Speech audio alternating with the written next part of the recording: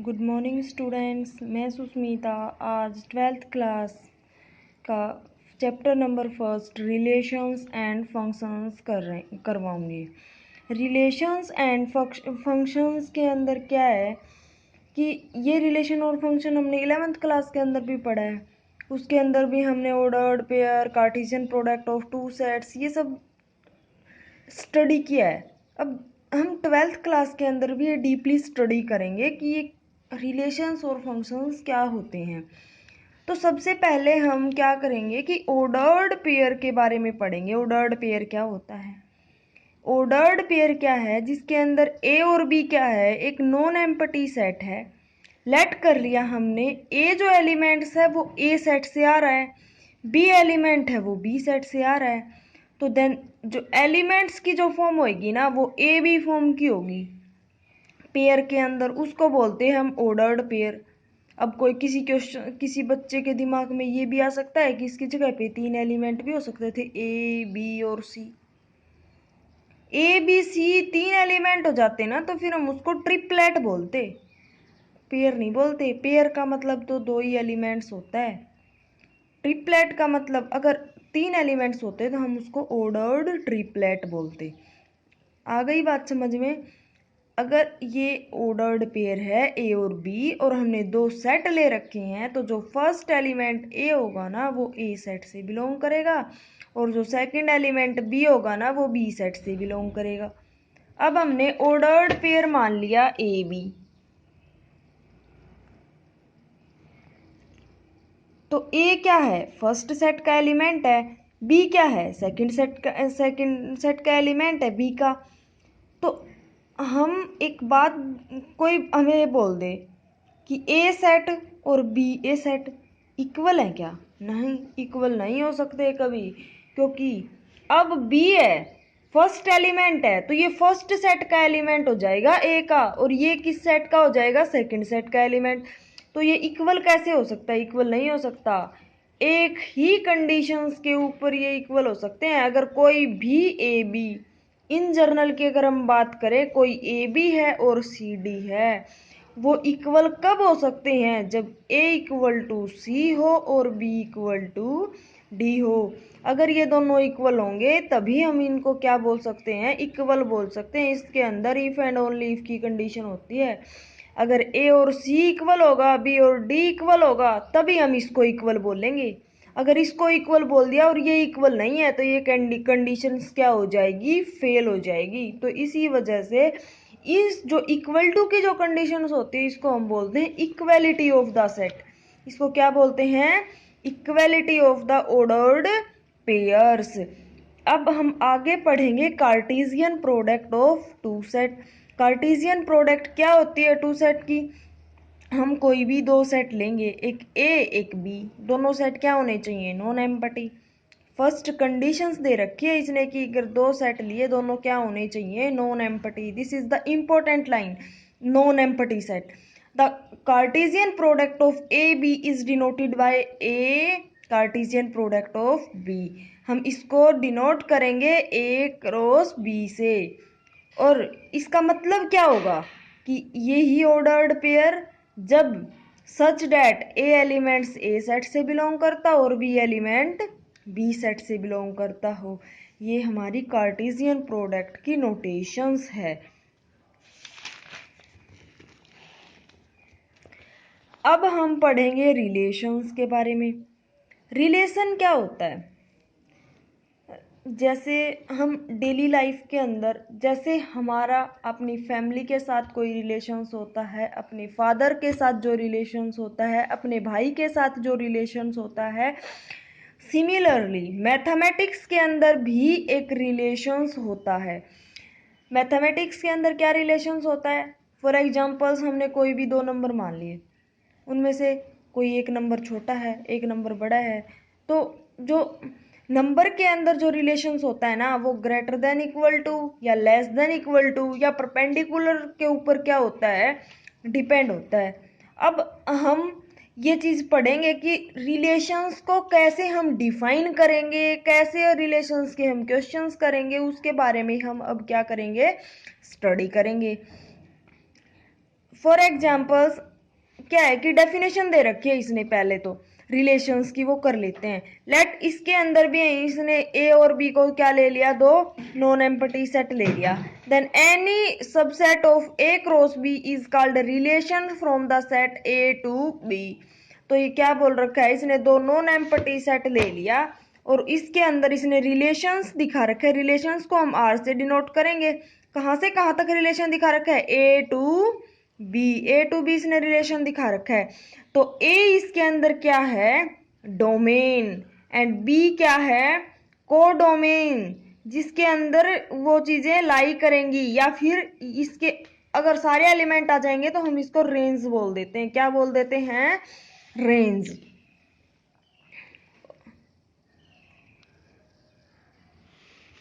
अब हम करेंगे number of relations. Number of relations मतलब हमें देखने हैं कि कोई भी अगर हमें दो सेट दे दे तो उसके अंदर कितने नंबर ऑफ रिलेशंस बनेंगे। तो इसका एक क्या होता है, फॉर्मूला होता है। अगर ए बी सेट दोनों कैसे हों, फाइनाइट। अगर दोनों सेट फाइनाइट हैं और दोनों सेट के अंदर फाइनाइट नंबर एलिमेंट हैं, फाइनाइट एलिमेंट्स होंगे, फिर अगर सेट फाइनाइट है तो जैसे ए सेट के अंदर हमने कोई भी एम एलिमेंट मान लिए, बी के अंदर एन एलिमेंट मान लिए, तो उसके जो रिलेशंस के अंदर जो एलिमेंट्स होंगे ना, टोटल नंबर ऑफ जो रिलेशंस होंगे ना ए टू बी, वो कितने होंगे, टू की पावर एम एन, टू की पावर एम एन। जो टोटल नंबर ऑफ रिलेशंस होंगे वो टू की पावर एम एन होंगे। लेट कर लिया हमने, ए एक सेट है, सेट, इस सेट के अंदर कितने एलिमेंट हैं, नंबर ऑफ एलिमेंट्स कितने, हमने मान लिए 5 एलिमेंट्स हैं इस सेट के अंदर। Number of elements B set के अंदर कितने हैं, हमने मान लिया 2 है। तो अब हमें रिलेशन बताने हैं, टोटल नंबर ऑफ रिलेशंस बताने हैं, total number of relations from A to B. A set से बी के ऊपर कितने रिलेशंस होंगे टोटल। तो क्या फॉर्मूला है इसका, टू की पावर m गुना n। m और n क्या है, number of elements. Number of elements A set के अंदर कितने, 5, बी सेट के अंदर कितने, 2। तो 2 की पावर 10 रिलेशंस बनेंगे। ए से बी सेट के ऊपर कितने रिलेशन बनेंगे, 2 की power 10। Type of relations, type of relations के अंदर फर्स्ट रिलेशंस इसने कौन सा दे रखा है, आइडेंटिटी रिलेशंस। आइडेंटिटी रिलेशन, इसके नाम से ही पता चलता है, आइडेंटिटी का मतलब क्या होता है, दो चीजें बिल्कुल सेम। तो हमने एक कोई सेट ले लिया ए, एक a relation R in a set A, R relation के अंदर एक सेट है ए, उसको हम आइडेंटिटी रिलेशन बोलेंगे ओ सेट ए के ऊपर। कब, जब आर एक रिलेशंस हो, कहाँ से, ए एलिमेंट से ए एलिमेंट्स के ऊपर ऑर्डर्ड पेयर बना रखा हो, सच डेट ए जब एलिमेंट्स किससे बिलोंग कर रहा हो, ए सेट से। ये दोनों एलिमेंट ए सेट से बिलोंग कर रहे हैं, ये क्या है, आइडेंटिटी एलिमेंट्स। हमने कोई भी एग्जांपल ले लिया, मान ले ए 1 to 4 ले लिया, तो इसका आइडेंटिटी रिलेशन बनाना है। रिलेशन आइडेंटिटी बनाना है, इसका मतलब क्या था, ए से लेके ए तक ऑर्डर्ड पेयर बनाना है और ए सेट से आना चाहिए, ऐसा कुछ था रिलेशन हमारा आइडेंटिटी का। अगर ऐसा कुछ रिलेशन था तो इस सेट के अंदर हम ये मान लेंगे ए। तो ए क्या है, इसके अंदर एलिमेंट ही तो है, 1 मान लिया एक एलिमेंट है, उसका 1 के साथ ही ऑर्डर्ड पेयर बनाना है। सेकंड हमने 2 एलिमेंट ले लिया, उसका 2 के साथ बनाना है, फिर 4 ले लिया, 4 का 4 के साथ बनाना है। ये क्या है, एक रिलेशन है, ये क्या है, एक रिलेशन है। कौन सा रिलेशन है, आइडेंटिटी रिलेशंस। इसके अंदर सेम सेम एलिमेंट्स का रिलेशंस हो रखा है, इसी वजह से इसको बोलेंगे आइडेंटिटी रिलेशंस। सेकंड होता है universal relation. A relation R in a set A is called a universal relation on A if each elements of A is related to every element of A. हरेक A का हरेक element ए के प्रत्येक elements के साथ क्या हो, related हो, उसको बोलते हैं यूनिवर्सल रिलेशन। जिसके अंदर जितने पॉसिबल केस हो उसके सारे पॉसिबल ऑर्डर्ड पेयर बन जाए, जैसे हम कार्टेशियन प्रोडक्ट बनाते हैं वैसे ही, तो उसको बोलते हैं हम यूनिवर्सल रिलेशंस। जैसे 2 3 है, 2 का 2 के साथ भी हो जाएगा, 2 का 3 के साथ भी हो जाएगा, 3 का 2 के साथ भी हो जाएगा और 3 का 3 के साथ भी हो जाएगा। जितने पॉसिबल जितने भी रिलेशन बन सकते हैं उतने रिलेशन बनाएंगे हम किसके अंदर, यूनिवर्सल रिलेशंस के अंदर। अब कौन सा सेट आता है, वॉइड या empty set. Void set, empty set, null set, null relation, ये क्या होते हैं, जिसके अंदर कुछ कोई भी सेट ना है जो खाली हो। और फाई तो क्या करती है, सबके अंदर कंटेन करती है, तो उसको क्या बोलते हैं हम, वॉइड या एम्प्टी सेट। अब हम कौन सा रिलेशन कर रहे हैं, इनवर्स रिलेशन। इनवर्स रिलेशन क्या है, if a relation R from set A to B, एक कोई रिलेशन है सेट ए टू बी, तो then the relations from B to A. अगर इनवर्स करेंगे ना तो ये अपोजिट हो जाएगा। अब ए टू बी हम रिलेशन डिफाइंड कर रहे थे, इनवर्स के अंदर हम B to A relation defined करेंगे और उसको हम डिनोट किससे कर देंगे, आर इनवर्स से। और फिर ये भी अपोजिट हो जाएगा, जैसे उसके अंदर हमने ए बी किया था वैसे इनवर्स के अंदर हम बी ए करेंगे और ए से बिलोंग करेगा और बी से बिलोंग करेगा, सच डेट जब ए बी का ऑर्डर पेयर किससे बिलोंग कर रहा हो, आर से। तो जैसे हमारा हमने आर निकालते थे रिलेशंस तो ये आता था 1 2 3 4 5 6, कोई भी एग्जांपल ले लिया। तो अगर हम उसका इनवर्स निकालेंगे ना तो जस्ट इन एलिमेंट्स क्या हो जाएंगे, अपोजिट हो जाएंगे। 2 1 हो जाएगा, 4 3 हो जाएगा, 6 5 हो जाएगा। ये हमारा क्या है, इनवर्स रिलेशंस।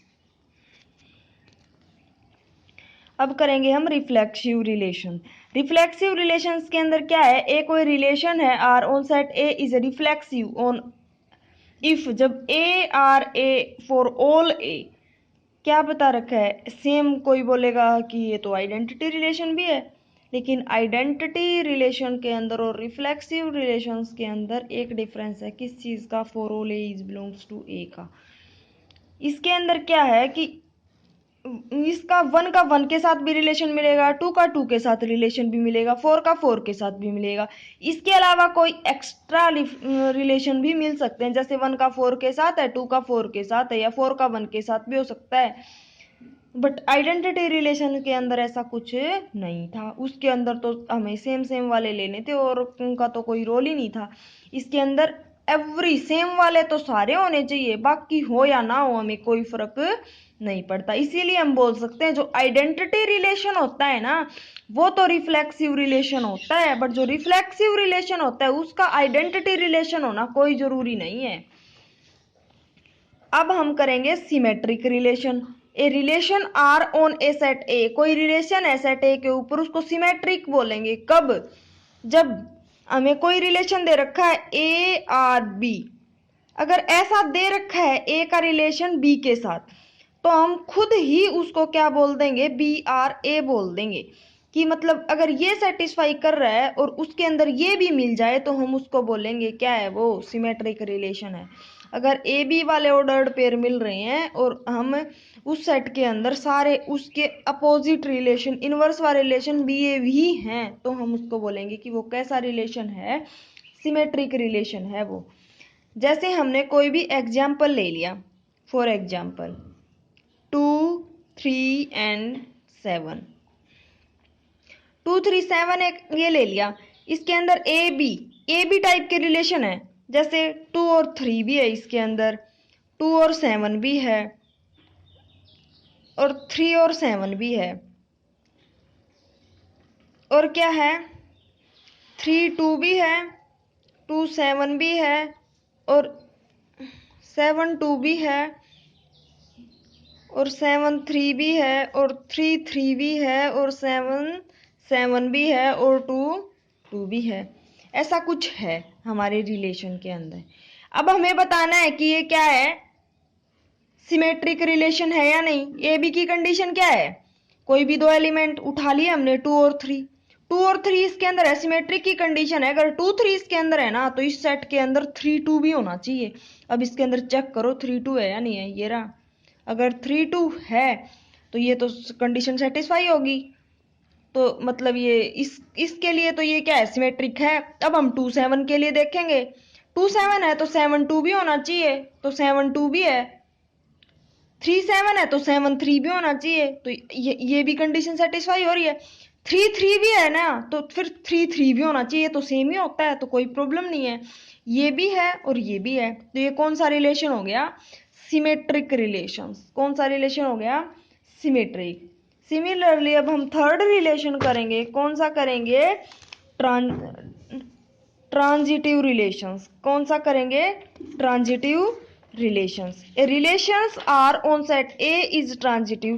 कोई रिलेशन ए आर है सेट ए के ऊपर, वो ट्रांजिटिव होएगा जब A R B and B R C ये दोनों कंडीशन दे रखे हो और ये वाली कंडीशन क्या करे? ए आर सी वाली कंडीशन क्या करे? सेटिस्फाई करे, तो उसको बोलते हैं ट्रांजिटिव रिलेशंस।